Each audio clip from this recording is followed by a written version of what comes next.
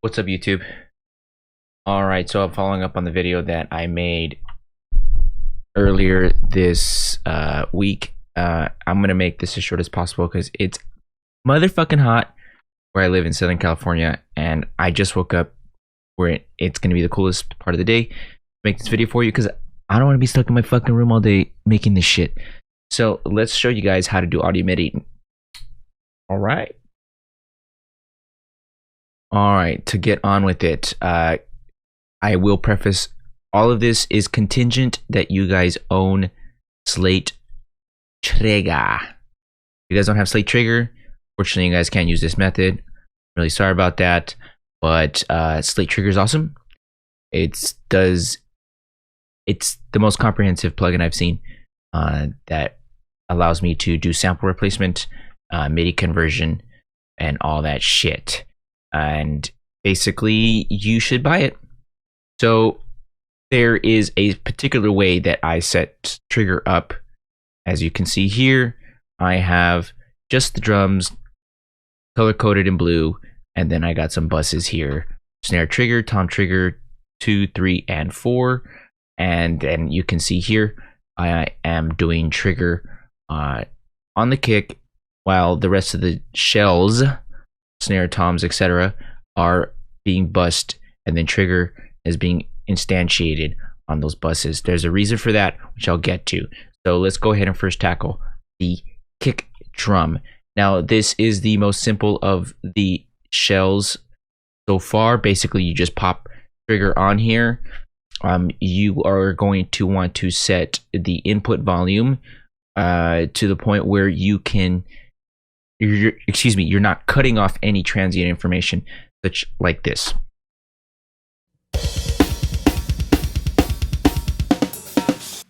So as you can tell, there's nothing being cut off. There's enough headroom there that those transients are able to retain their information. If I do something like this, where I crank it, all the dynamics are gone. Can't have that. Your MIDI is going to be at 127 all the time, and you won't get that accurate representation of his dynamics and ebbs and flows on the kick drums, and the rest of the shells, for that matter, have the same principle. But yeah, so basically, you basically just put that on here. You set your input volume, and then what your detail is the amount, or the range rather. Let me just show you guys really fast here.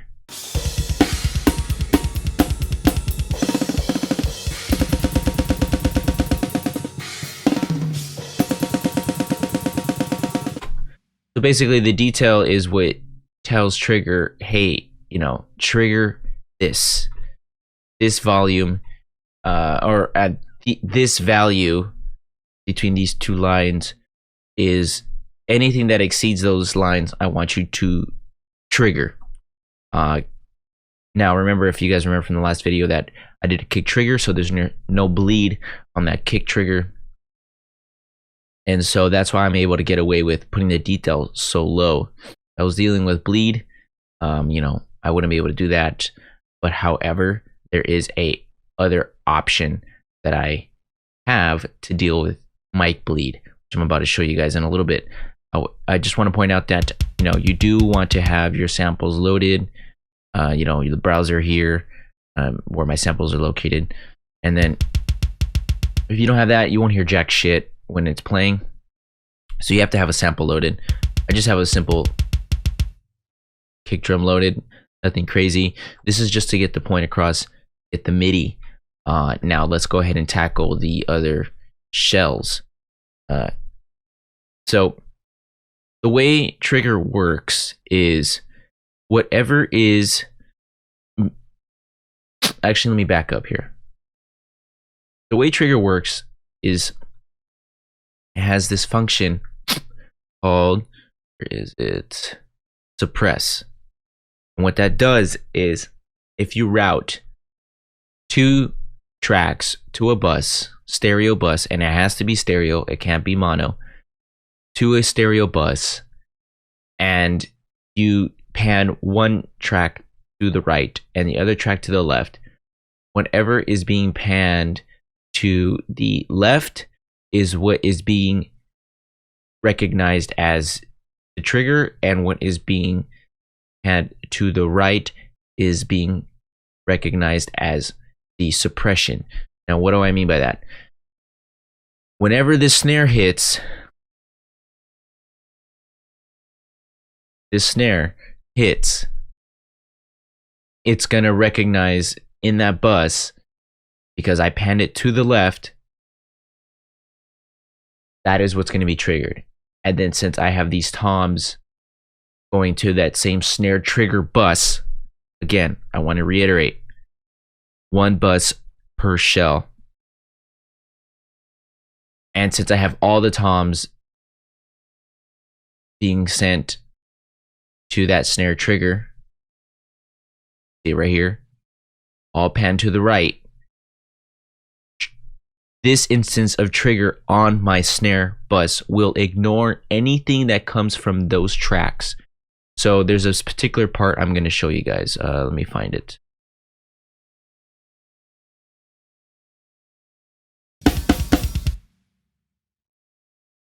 Stupid toms.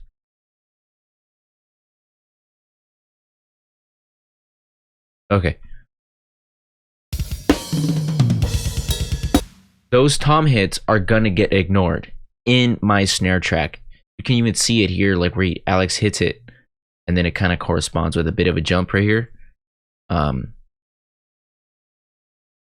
can see like the volume increases right here because he's hitting those toms. The snare trigger will ignore that. So let me show you guys. So what's red is what's being suppressed. You know, you do have to play around with the suppression to get it just right. I usually find about 50% is just about right. And I just want to point out also that my sends are always pre-fader. They're never post-fader. Always have them on pre-fader. It's what I have found to work the absolute best for cases such as this. And basically, that is the general gist of how to go about it. You put it, again, to reiterate, you make stereo buses for all of these tracks that are your drum shells. You route your main shell to the bus, and then you route, while panning that left, mind you, excuse me, and then the toms, or whatever is accidentally triggering, you send that to that same bus, but panned to the right. So panning to the left, again, is telling trigger, this is what I want you triggering. Panning to the right is, this is what I want you suppressed. You have to have this turned up though, because if you don't, it will still trigger even though you have panned it and sent it to the suppression. You can't, it won't activate until this is on. Now you do want to play around with the suppression, the volume input, as well as the send input. Depending on like how bad it is, you can actually control the effect from the amount of send volume that you are giving that particular bus. It's really simple. I don't want to complicate it. You know, it's not a complicated thing. It took me a while to wrap my head around until I realized that I was overthinking it. So let's do like a tom right here. So this tom right here. So this tom is played much lighter than these snare hits, and that's typically the case. And as you can tell, that initial snare hit right here is being suppressed, and then the ringing is also being suppressed. So it's a way to prevent you guys from accidentally, you know, having misfires in your MIDI. So the last thing I want to touch upon is how do we get the MIDI out of trigger and onto your DAW? Well, the way trigger works, fortunately, it's not like an analyzer or something. You literally just have to play the song through.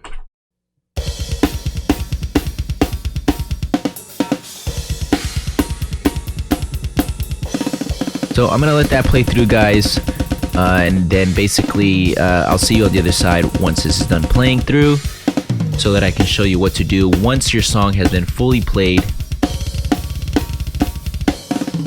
how to get the MIDI out. So I'll catch you in a bit. Okay, so I think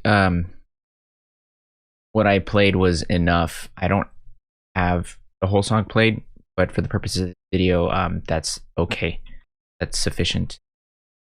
Because the point I'm trying to make is how to get your acoustic drums to MIDI.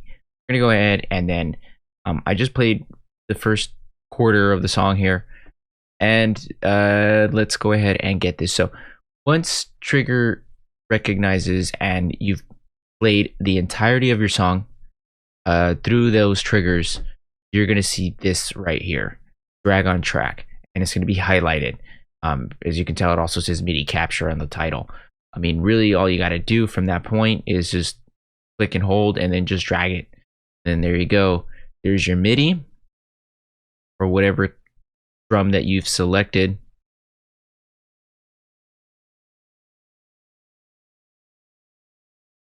And it even retains all of your drummer's general dynamics. Look at that. Look at that. It really is that simple, guys. You know, here's your toms. Sorry. You know, here's your toms. Bam. I do have a preset, but in any case, you have to combine each of the MIDIs with each other if you're going to do one unified. If you're separating like your snare MIDI versus your kick MIDI and your tom MIDIs, that's cool too. I use Superior Drummer, which requires one unified MIDI file. So I would just layer them on top on each other like this in Studio One. Hit G to merge, and there you go. I got my one unified MIDI. All right, so I wanted to just make that quick video for you guys, and that's really it. I think I'm gonna make a part 3 where I show you guys how to edit the MIDI once you've done this, particularly when it comes to the kick drum and the snare. But just to reiterate what I touched upon in the first half, you have to have suppression on, you have to have a sample loaded, and you remember the most important thing is to have your shells, which you intend to trigger, such as these kick, snare, toms, etc., sent to their own individual stereo buses with their own instances of trigger, and make sure that the suppression functions properly. You have to have the snare that you want triggered to the left, while the thing that you want suppressed and to the right, and vice versa. You want your toms triggered sent to the left, while your rejection sent to the right, in this case the snare. All going to the same buses. You play the whole song through so that trigger can capture the entirety of the song and the MIDI data, and then you just go to trigger, and just once this is highlighted, just click and drag, and there you go, audio to MIDI. That's simple. All right guys, thanks for watching the video, appreciate it. Like and subscribe. Peace.